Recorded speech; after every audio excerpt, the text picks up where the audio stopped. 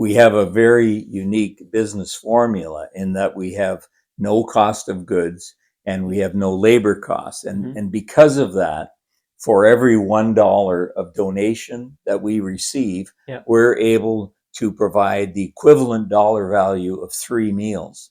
And so on a monthly basis, right now, we're averaging about 85,000 meals a month. And so it's because of those two things that we have no cost of goods and the labor's free. So basically, so if I give you $10 today, then you're able to provide 30 meals Exactly. because, yeah, like you Yeah. say, there's no cost to the food Yeah. and the labor, the volunteers all do this. Exactly. So that's pretty amazing to think about in and of itself. I mean, we all know that one meal costs more than $1, Yeah. but now to be able to provide 3 meals for $1, Yeah. that's really incredible, actually. Yeah, and that's why we use that gigantic check when somebody. It doesn't matter it's $50 or it's $5,000. The impact is the same. Is that we're showing them, what their money is actually doing to help those in need. That's the emphasis. And so I guess we should point out here, there are still costs, obviously.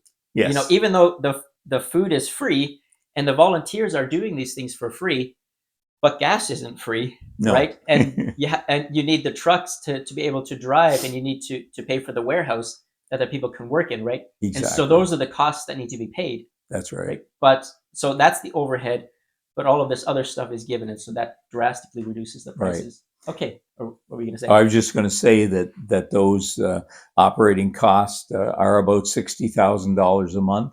And and I have to tell you that we're in our 5th year, and we have never ever not been able to meet our needs. I remembered if you remember David Maines from 100 Huntley Street. He said of God, he said he's seldom early, but he's never late. And we've seen that over and over again. Just when you think it's all over, and then God steps in. Exactly. Yeah. Yeah. I remember when we were at our other location, we were actually forced out by the owner because he said that we were spoiling his property. So we had to get out.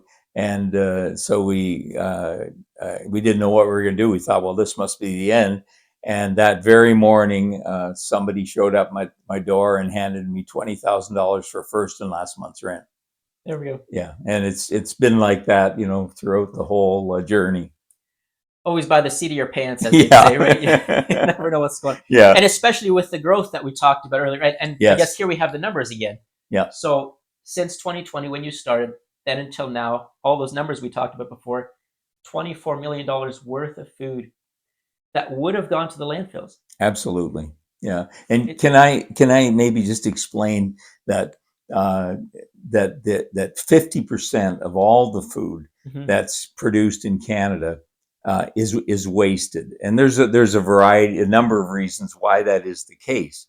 But there was a study conducted, a survey that quantified what 50% of the food in Canada looks like, and it's the equivalent, Henry, of 3.1 million tons of food, or 124,000 53-foot tractor trailers.